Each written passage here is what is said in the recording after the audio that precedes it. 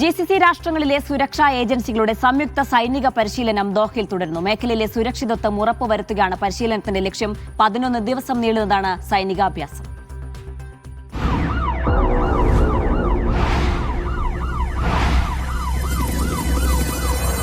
Arabian Gulf security 4 എന്ന പേരിലാണ് സംയുക്ത സൈനികാഭ്യാസം പുരോഗമിക്കുന്നത്.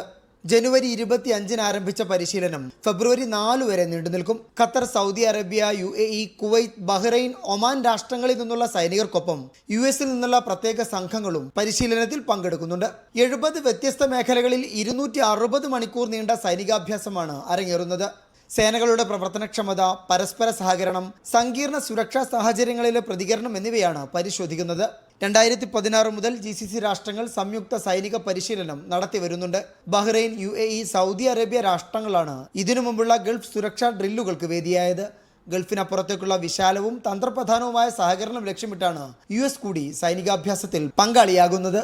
Media 1, Doha.